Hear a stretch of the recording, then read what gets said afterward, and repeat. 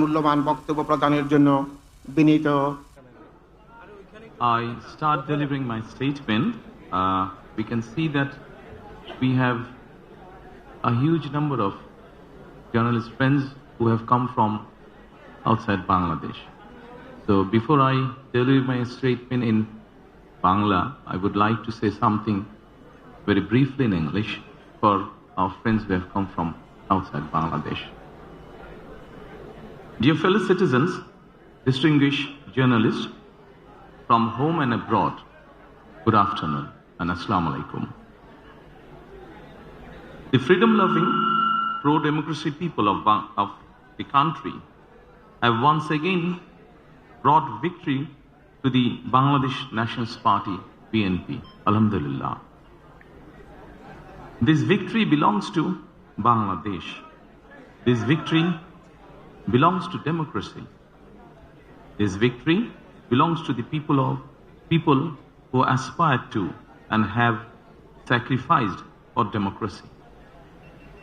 From today, we are all free, with the true essence of freedom and rights restored. I congratulate the people of Bangladesh by overcoming all obstacles. You have paved the way of the establishment of democracy in the country. We are about to bring our journey in a situation marked by a fragile economy left behind by the authoritarian regime, weakened constitution and statutory institution, and a deteriorating law and order situation. With your spontaneous participation, after more than 1.5 decades, a parliament and government accountable to the people through direct voting are being established in the country. To ensure that no evil force can reestablish autocracy in the country, and to ensure that the nation is not turned into a subservient state, we must remain united and uphold the will of the people. A total of 51 political parties participated in this election, including Jamaat-e-Islami, NCP, Islami Andolan Bangladesh, Jamaat Ulema Islam, and Gano Adhikar Porishad, among others. I extend my sincere congratulations to every political party that participated in the national election, irrespective of the results. In a democratic state and political system, political parties are the true beacon of democracy. If both the government and the opposition play responsible roles from their respective position, democracy will surely take institutional form in the country. I call upon all democratic political parties that participated in the election. Your ideas and views are important to us in the nation-building process. Our paths and opinions may differ, but in the interest of the country, we must remain united. I firmly believe that national unity is our collective strength, while division is our weakness. Dear friends, now I would like to deliver my statement in Bangla. My colleagues, they will provide you the translated copy after I finish. Thank you so much. প্রিয় বাংলাদেশী, প্রিয় দেশবাসী, আসসালামু আলাইকুম। দেশের স্বাধীনতা প্রিয়, গণতন্ত্র প্রিয়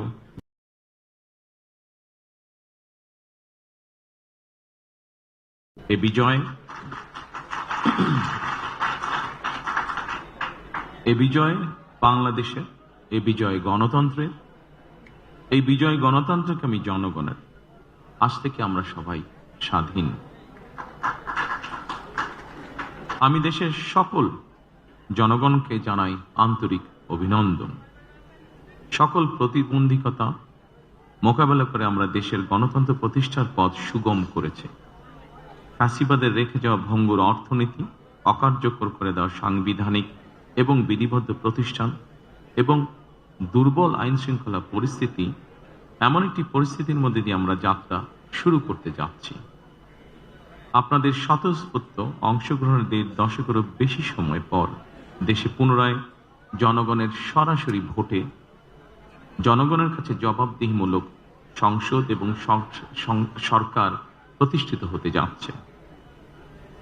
আর কোনো অপশক্তি যাতে দেশে ফ্যাসিবাদ কায়েম করতে না পারে, দেশকে তাবেদার রাষ্ট্রে পরিণত করতে না পারে, এজন্য আমরা সকলে ইনশাআল্লাহ ঐক্যবদ্ধ থাকব এবং থাকতে হবে।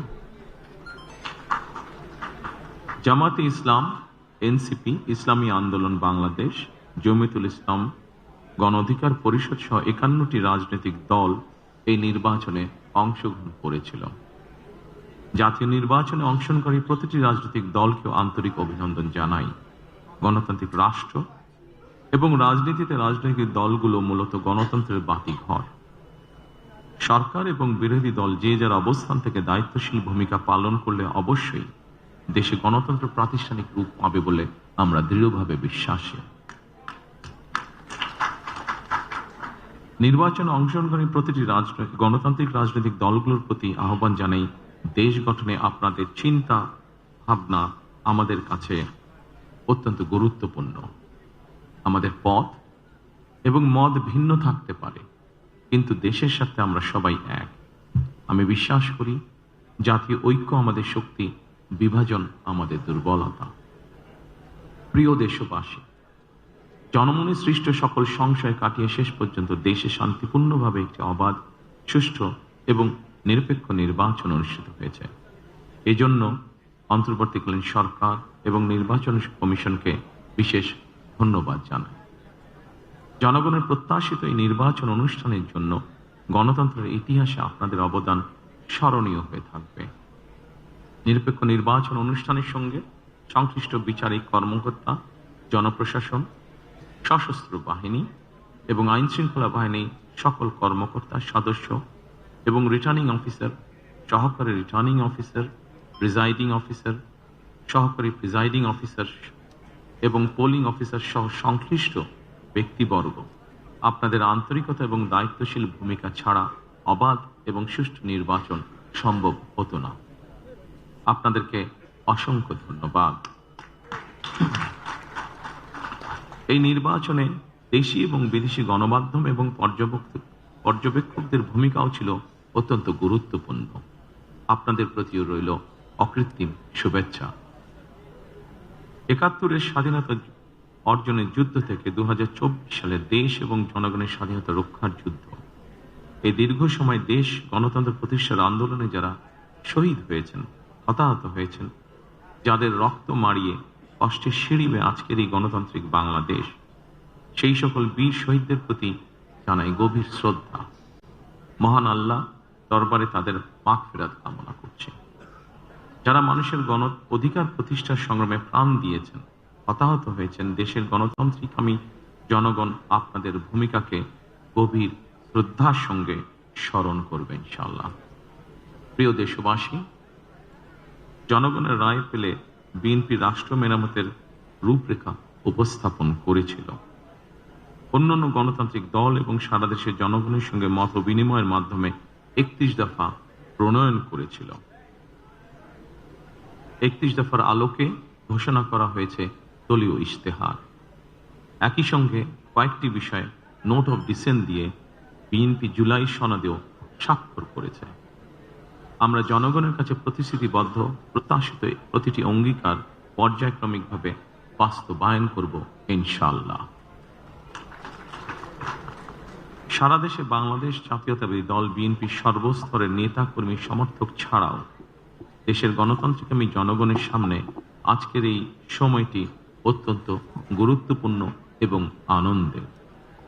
এমন এক আনন্দঘন পরিবেশে আপসীন দেশনেত্রী বেগম খালেদা জিয়ার অনুপস্থিতি আমাদেরকে করেছে ভারাক্রান্ত। রাষ্ট্র ও রাজনীতিতে জনগণের অধিকার প্রতিষ্ঠার এমন একটি গণতান্ত্রিক সময়ের প্রত্যাশায় তিনি ফ্যাসিবাদের বিরুদ্ধে আপোষহীন লড়াই করেছিলেন। স্বৈরাচার কিংবা ফ্যাসিবাদের সঙ্গে কখনো আপোষ করেননি। দেশ এবং জনগণের স্বার্থে প্রশ্নে বরাবরই তিনি ছিলেন অটল, অবিচল। আমরা আল্লাহর দরবারে মরহুমা খালেদা জিয়ার মাগফিরাত কামনা করছি।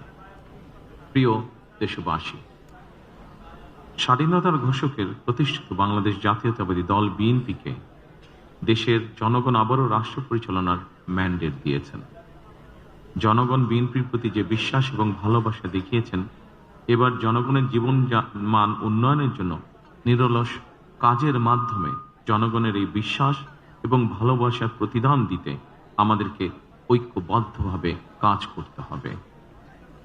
এবার আমি সারা দেশে বিএনপির সর্বস্তরের নেতাকর্মী সমর্থকদের ধন্যবাদ জানিয়ে বলতে চাই, শত নির্যাতন নিপীড়নের পরও আপনারা রাজপথ ছাড়েননি।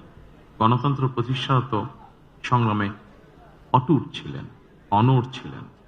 এবার দেশ গড়ার পালা আমাদের। দেশ পুনর্গঠনের এই যাত্রায় আপনি, আমি, আমাদের প্রত্যেককে দায়িত্বশীল ভূমিকা পালন করতে হবে অবশ্যই। আমরা গণতন্ত্র এবং মানুষের অধিকার প্রতিষ্ঠার এই বিজয়কে শান্তভাবে, শান্তির সাথে, দায়িত্বশীলতার মাধ্যমে উদযাপন করেছি। নির্বাচনোত্তর বাংলাদেশে যাতে কোথাও কোনো অপ্রীতিকর ঘটনা না ঘটে, এই জন্য শত উস্কানির মুখেও আমি সারা বাংলাদেশে বিএনপির সর্বস্তরের নেতাকর্মীদের শান্ত এবং সতর্ক থাকার আহ্বান জানাচ্ছি।